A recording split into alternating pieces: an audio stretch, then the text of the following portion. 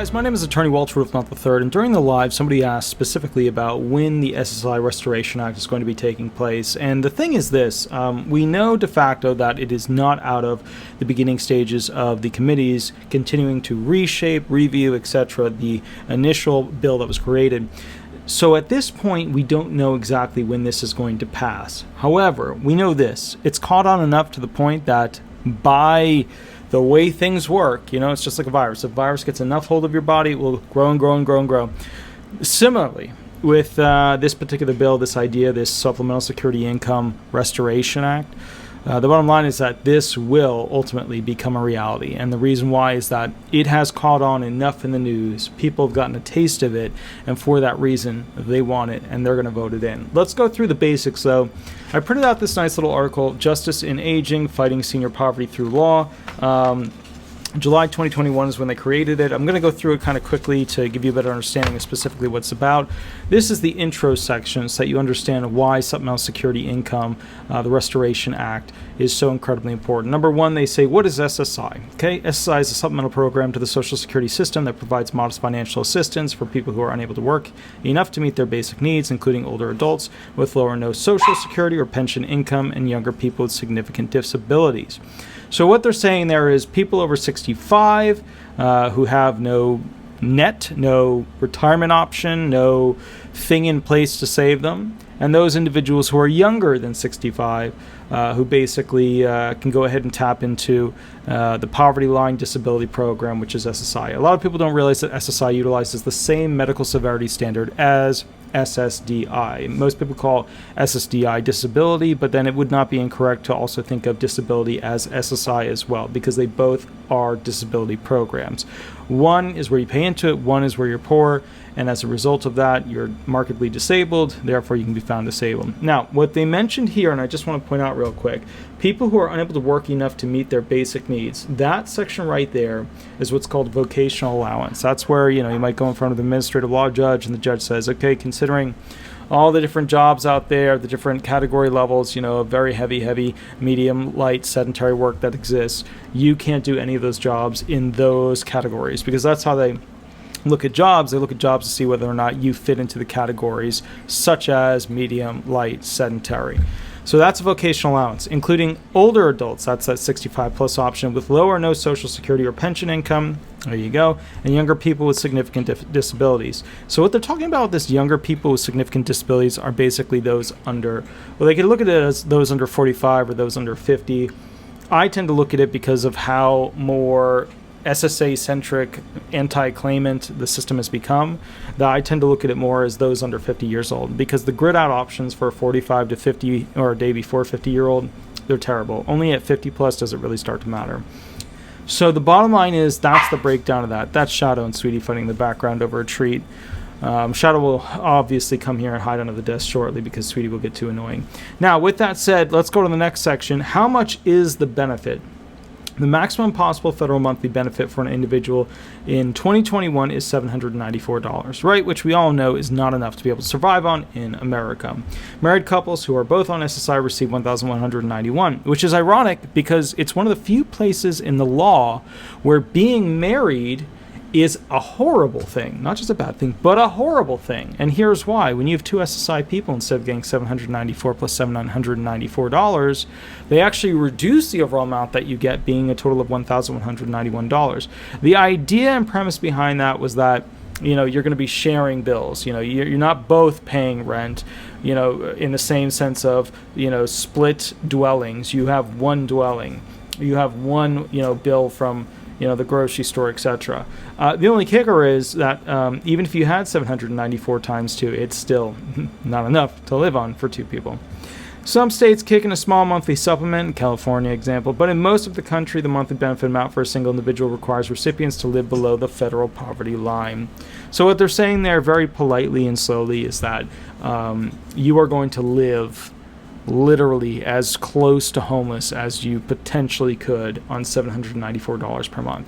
What they're politely saying there is it doesn't make sense to essentially have a program that assists the impoverished disabled people. Remember, this is not welfare.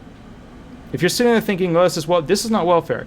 This is somebody who is so severely impaired they can't work a full-time job. They might be able to do a little part-time job, although the system has become so biased against work that if you had a part-time job, you probably wouldn't be found disabled, unless you had an extremely, extremely liberal judge. But the bottom line is most of those are retiring now. That's mostly the older generation, which is why a lot of attorneys are getting out of disability law, because it's too hard to get people found disabled with all the new rules coming out being very anti-claimant.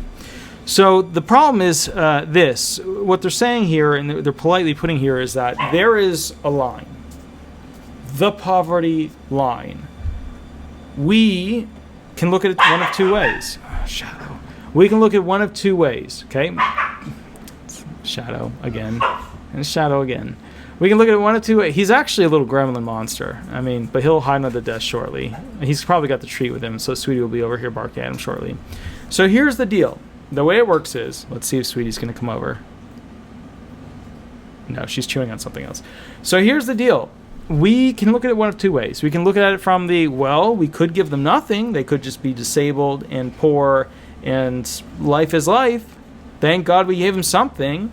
Or we could look at it as we could probably give them a little bit more and get them to the point where they could actually have a baseline of just slightly above poverty living, lifestyle, as opposed to pretty much being in a depressed, can't afford anything, can't date anybody, can't really have kids, can't afford them, all these things. I know that there's kid programs now where basically people are having lots of kids to just get extra money. I know that, but the bottom line here is this. $794 is not enough. And the whole point of this Supplemental Security Income Restoration Act is to push the idea of, okay, well, how much does somebody really need to have a meaningful life at the cheapest way that we can do it, right? And instead of really designing this whole thing around, like, what is the absolute least we can give them, which, putting it very simply put, is $794, we're now starting to look at, we know that this probably causes quite a bit of depression. In fact, I had a claimant today, remand from the Appeals Council down back to the ALJ, where there was an issue with the alleged onset date for the Title II aspect of the SSDI claim. And she was so scared about the potential of losing her SSI benefits, which she won, and then there was an error with that AOD that the judge made. I appealed it. It got remanded. Cool. We want to go to another hearing with that judge. She was so worried about the judge having a very small percentage of likelihoods of taking away her benefits for SSI as well, which isn't going to happen. But as an attorney, I have to say, there's always a possibility, So I told her there's a 5% possibility, but she was so upset and scared, and I get it, because that's the that person's lifeline, that she was like, I don't even want to continue with the claim. I'm so worried, and the problem is missing out on extra back pay, missing out on basically not having to go on to retirement at 62. Because remember, with SSDI benefits, you get to sit on that until you hit 66, 67 when you retire, without the penalty of early retirement taking. So it's actually huge. But people with just that $794, they live in this, it's like a constant fear of imminent harm. That's one of the basic things that I don't think a lot of people realize about the super wealthy. And I know quite a few, I know billionaires, with my education background and the things that I've created and can do, I've met quite a few billionaires throughout my life. And I'll tell you this, billionaires live in this safe bubble. Obviously, people want to usually go after them a bit more because of what they have, but they live in this safe bubble. And the bubble is, very simply putting it, best insurance for medical treatment. They'll get airlift right to where they need to be. They have a buffer for money. If they can't be at this home or there's a problem in this country, they'll go to that country. All of them have some spot that they can go in case something hits the fan. But the point of this is that the thing that usually depresses the heckaroo out of these billionaires are their kids. And that's because their kids don't have the same fundamental fear syndrome that the super wealthy do. Because you might not know this, but the super wealthy and the super poor have similar fear internally, and a lot of people don't realize that just eats at them. And the super wealthy are usually of the type where they're always worried about, what if I don't have enough money? What if I don't have I need more money, I need more money. And even when they have jillions of dollars, they're always in this fear of not enough money to be able to afford the safety that they've collected. If you want to think about, super billionaires, they probably, a lot of them got a spaceship company building something with a special this or that in case something happens. And that's based on that fear that they have. Similarly, you have the super poor SSI recipients who are getting $794 per month. Now, I obviously work with mostly homeless and low-income individuals who don't have anything. Okay, they're living in the woods. They're out there. They're getting the change on the street corner. They're trying to basically make it pull together and get enough money to do their own thing. And and I can tell you the basics of being homeless in Florida. You need a total of 3 things as your basic fundamental. You need a tarp that you're going to hang between the trees. B, a tent that you're going to sleep inside.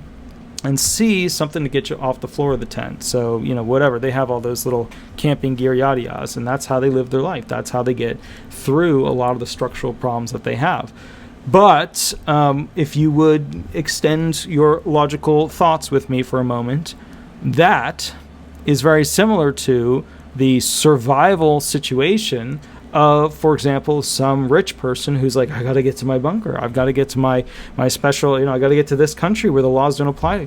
All that stuff. That's the same material, identity towards how do I survive? It's just they're on very different ends of the financial spectrum. But they share that, which is a weird thing. But the thing that gets the super wealthy is usually their kids. Their kids will try and commit suicide because they don't understand. They don't, they have all this money, but they don't have that fear drive. And when they have no fear drive, they're just like, ugh, what am I going to do with my life? When they have that, I don't know what to do with my life, depression, anxiety, panic attacks, they start to become internally unhappy. And then all of a sudden there's a suicide situation and then the kid is lost. And it's sad. And it happens to a lot of wealthy people. If you're sitting there thinking they have it so good, they do and they don't. An extremely high suicide rate among their kids. So who receives SSI? Approximately 8 million Americans rely on a monthly supplemental security income benefit to pay for their basic needs, including rent, food, transportation, utilities, and healthcare copays. Which is kind of funny when you think about just those categories, because there's more categories that people have to spend money on. But when you think about just those 4 categories, there's almost no way to make food, rent, transportation, utilities fit into just under $800 a month. That's 30 days, $800. Rent, food, utilities, transportation. Could you survive? And then add healthcare copays on top of that if you don't get your Medicaid option. SSI is only available to those who qualify due to limited assets and who are unable to work enough to meet their basic needs. Approximately 2/3 of older adults receiving SSI payments are women. 1 out of 3 older adults applying for SSI has a primary language other than English. All right, now let's go through this real quick. First one, there's 8 million Americans that rely on it. That's a lot. That's a lot of people. That could change an election right there. Think about that. If the Democrats got a little bit smarter about how they were handling this, that could change an election, and they wouldn't have to go through all this other jazzy stuff. Republicans, if you were to take the top Republican contenders and they came out with supporting SSI, Social Security Disability Insurance benefits, and bumping up retirement, instant win. Instant win. It would. No, it would. It would. Think about it, and then, comment something mean in the comments below. Approximately 2/3 of older adults receiving SSI payments are women. All right, so why is that? We transitioned as a society. We used to be a one worker could pay for the dream. A house, a car, insurance, a family, a blah. It used to only take, for example, one income. Now, because the dollar is damn near worthless compared to what it was, we need 2 people working and earning. And it's now starting to turn into more of a 3 people working and earning situation, which is sad. Because what we're essentially going towards are families that are just working to basically be able to afford the dream, whatever the dream is nowadays, survival. So approximately 2/3 of older adults receiving SSI payments are women. That's because women back in the day, the whole idea of a woman who's going to, be an at-home mom is dying away, if it hasn't already. I mean, some of them do still exist, but most of them, and obviously it's easier for them when it comes to the idea of working from home, because that option didn't really exist back in the day, but now that option exists, and most of them are forced into some sort of reality like that, where they have to work to some degree. And I know some people, I don't have to work because my husband earns blah, blah, blah. And that's fine. Nobody's judging you. But at the same time, most women that fall into that situation where they did not get an education, did not have a bunch of work set skills, or have prior employment that taught them how to do things, a vocational track, a career, or whatever, most women that fell into that and did not have a husband that either was able to provide some sort of survivor benefits or some other means of income, they will fall into that situation where they have a tough time and a tough situation because they don't have the vocational skills to get a job and keep a job and continue forward. And then they get to a certain situation where they're older, and they really can't do anything because their bodies are incapable of keeping up with a 20-year-old, 30-year-old, 40-year-old, 50-year-old, even 60-year-old. 1 out of 3 older adults applying for SSI as a primary language other than English. So what they did to change the rules on this was that there was abuse in the system when it came to basically this one particular rule for people who were applying for disability benefits and using the grid options. And one of them was that if the person can't, speak English, can't write English, etc., then that would be falling into that whole illiterate, little Excel sheet square.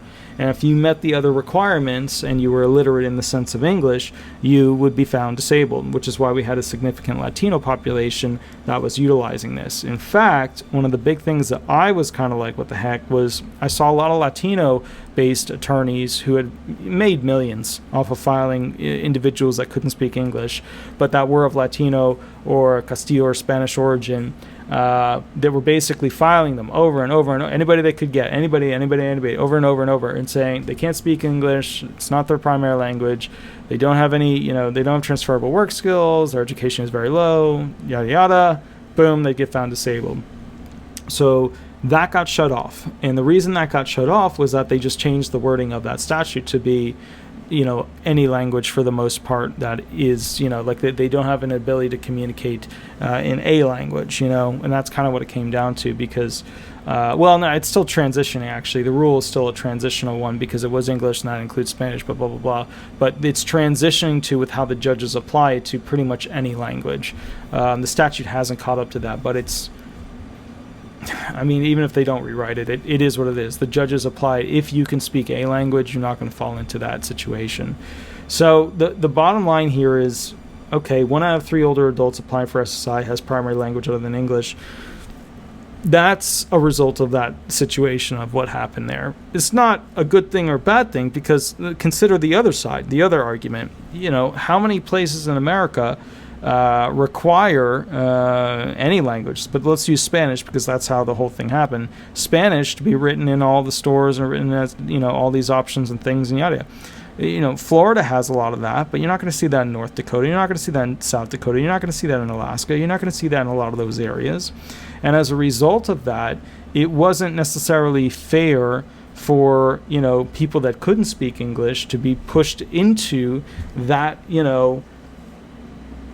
that capable of still getting through society, even though you couldn't read what you needed to do on applications, on the store shelves, all that stuff. So, to some degree, there is a need for essentially those individuals who their primary language is not essentially English. However, on the other side of that, we now have all of these free programs to go ahead and teach people how to speak English or other languages, all these free programs that will take a picture of something and read it to you in your native language, all these programs on the phone, and it's not hard to get a phone that can run these programs because now the government, I remember when the flip phones were like all you could get, and then they went to cool pads, and now they have, it's not an iPhone, but it's still pretty darn amazing compared to what you think. It's a free phone, so things are changing, and that's kind of the transitional thing because, America used to be an English only place, and now it's becoming a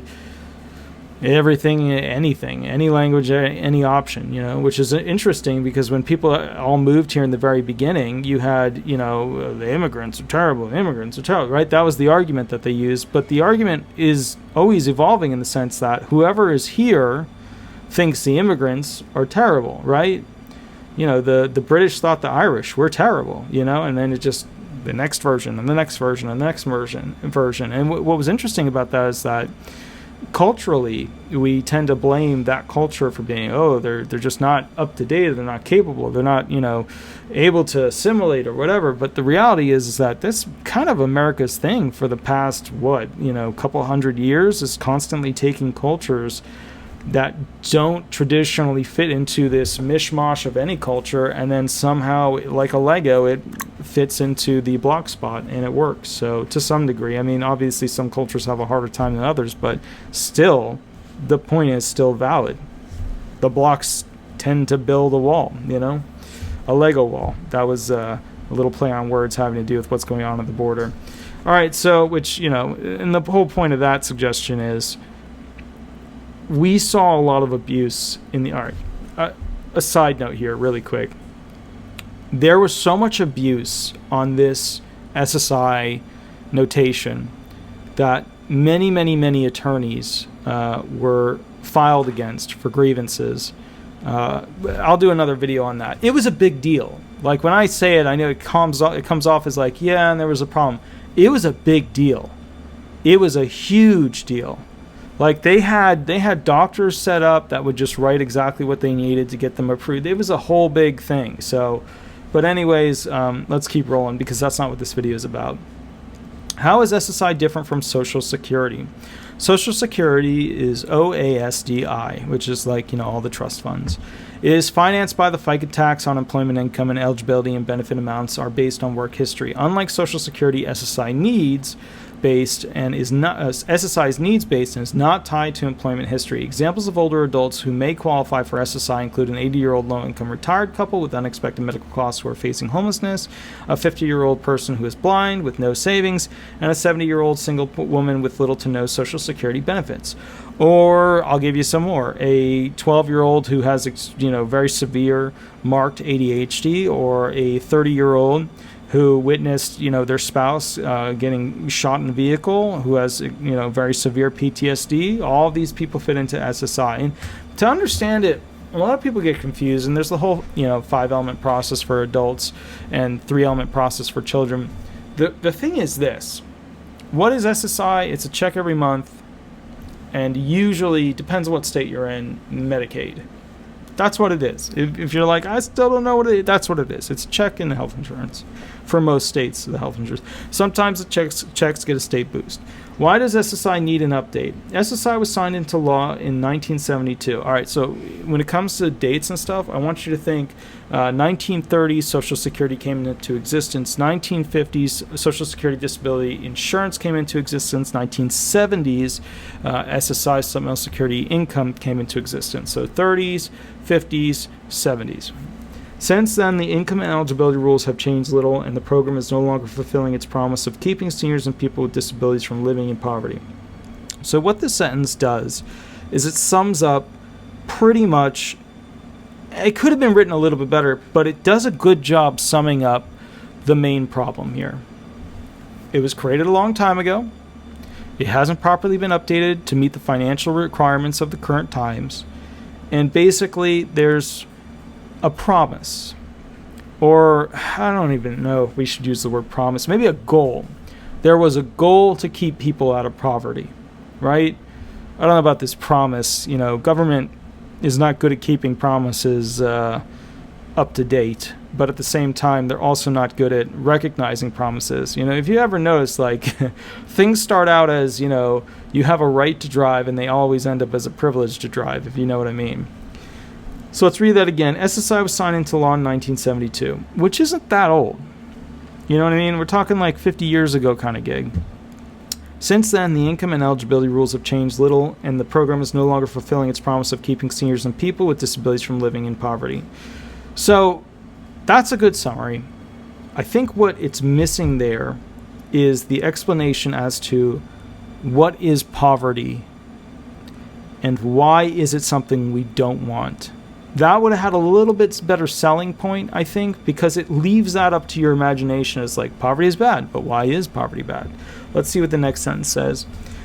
Today's SSI recipients cannot make ends meet. Increasing numbers of older Americans and people with disabilities face severe deprivation and often are hungry and sometimes become homeless. So there's your definition of poverty as a sentence. Let's read it again. I didn't like that much. Today, SSI recipients cannot make ends meet.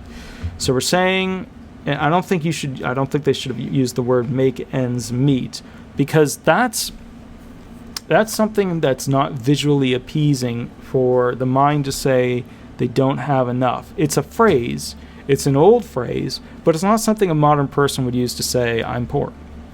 And increasing numbers of older Americans and people with disabilities, so they've grouped it into two. Old Americans, disabilities, face severe deprivation and often are hungry and sometimes become homeless. Face severe deprivation. I don't know if I would have put it as severe deprivation. I think they're being deprived, right? And the whole point is that they were promised to not be deprived, right? That's the connection between the first sentence of this. Why does SSI need an update, right? The first part was up here, and then the last part was down here. So the idea is that, and keep in mind, I do this because I've had a lot of training and education, and to me, when I read these things, my brain sees it a little bit differently. But the way I would have written this is, right up front, SSI was signed into law in 1972 as a promise from the government